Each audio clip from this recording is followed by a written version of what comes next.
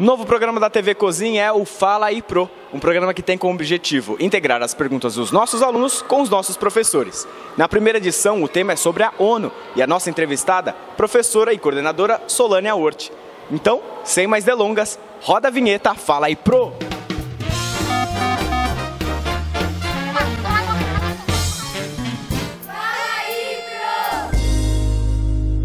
Meu nome é Lucas e minha pergunta é o que é a ONU? Fala aí, Pro! Então, Lucas, muito boa a sua pergunta. A ONU, ela é a Organização das Nações Unidas.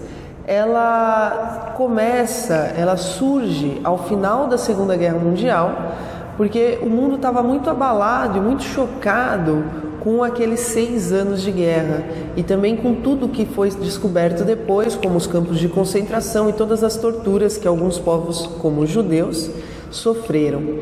Então a ONU surge para que os países conversem entre si antes de decidirem iniciar uma guerra para resolver os seus conflitos. E a ONU ela foi fundada em agosto de 1945 com esse objetivo. O Brasil é um dos países fundadores da ONU, então ele estava lá e assina a Carta da ONU, que é a Carta de Princípios, onde se define como que a ONU irá funcionar. Tá bom? Meu nome é Felipe e minha pergunta é: quantos e quais países participam da ONU? Fala aí, Pro! Bom, Felipe, a sua pergunta é um tanto quanto extensa a resposta, porque participam da ONU hoje 193 países e o que eu posso responder, eu não vou citar todos os países aqui, é que nós temos países na América, no continente americano, no continente europeu, no continente asiático, na Oceania e na África. Então todos os continentes têm representação dentro da ONU. Oi, meu nome é Pedro e minha pergunta é: por que nem todos os países do mundo são membros da ONU?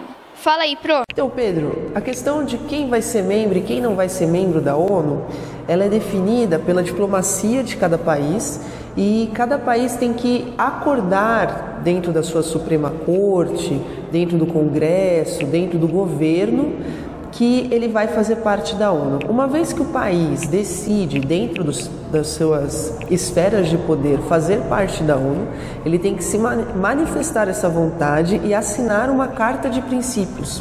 Nessa Carta de Princípios, ele define que seguirá os itens que a ONU exige. Um desses itens é seguir a regra, a Declaração dos Direitos Humanos.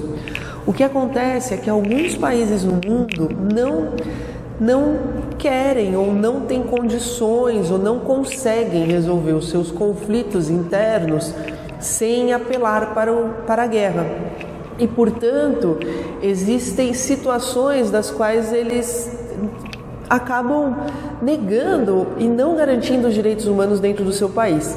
Normalmente, esses países não fazem parte da ONU. Meu nome é Rafaela e hoje eu vim fazer a pergunta: qual é a importância da ONU para o nosso país? Fala aí, Pro! Oi, Rafa, tudo bem? Bom, o Brasil, como um país membro da ONU, ele acordou em seguir uma Carta de Princípios. E nessa Carta de Princípios, há, por exemplo, a necessidade de sempre se procurar o diálogo antes de um conflito armado para resolver qualquer situação. A necessidade, nessa Carta de Princípios também tem a necessidade de se negociar as questões econômicas e a ONU fazer a mediação de qualquer problema econômico que aconteça entre o Brasil e outro país. O Brasil leva esse problema para a ONU e a ONU faz a mediação desse conflito. Ou seja, não acontecem decisões unilaterais, né? Então a importância do Brasil, da ONU, aliás, para o Brasil, é de ter um órgão internacional que faz com que o Brasil tenha contato com outros países e que ele possa resolver os seus conflitos e impasses com outros países com o auxílio desse órgão internacional. Oi, meu nome é Sara e essa é a minha pergunta. Já que a ONU tem um papel de manter a paz e segurança no mundo, qual tem sido sua maior dificuldade no caso da Síria? Fala aí, Pro! Bom, Sara, tudo bem? Então, o conflito da Síria é um conflito que tem muitos interesses, né? Tanto interesses do governo sírio quanto interesses econômicos de outros países. Isso faz com que alguns países, como a Rússia e os Estados Unidos, se aliem ou ao governo sírio ou aos rebeldes e comecem a se atacar dentro do território da Síria. Isso complica muito a atuação da ONU, porque tanto os Estados Unidos quanto a Síria são países que são membros da ONU e mais, do Conselho de Segurança da ONU. O que significa que eles teriam que conversar para resolver esses problemas lá. Mas o que acontece é que eles acabam não conversando dentro da ONU e se escondendo um pouco, escondendo que eles têm interesses na Síria e se atacando por meio dos grupos que já se atacam normalmente na Síria. Então isso tem sido o mundo sabe aonde estão esses interesses, mas isso tem sido uma dificuldade muito grande, uma vez que esses dois países não aceitam conversar. E uma outra questão é a questão de que a Síria é uma região que envolve muitas religiões e também há uma dificuldade de entrada porque existem conflitos religiosos e a ONU ela depende da doação dos países membros. Então a ONU, como uma organização internacional, ela existe porque os países membros aportam dinheiro, ou seja, entregam dinheiro para a ONU para que ela exista. O que acontece é, tanto a Rússia quanto os Estados Unidos bancam a ONU. Só que hoje quem aplica mais dinheiro na ONU é os Estados Unidos. Então a situação de mediação do conflito na Síria e de mediação do conflito entre os Estados Unidos e a Rússia é muito delicado. Agrava-se um pouco mais a situação quando a gente pensa nos grupos que estão atuando na Síria. A gente tem, por exemplo, o grupo que é chamado de Estado Islâmico, que é um grupo muito esquisito, muito diferente, muito difícil de rotular, porque ele joga para qualquer lado e faz ataques, absurdos em qualquer lugar. Então isso também dificulta, porque a ONU não sabe quem chamar, quem mediar. E esse grupo, por exemplo, é um grupo que ele não senta para negociar, apenas ataca.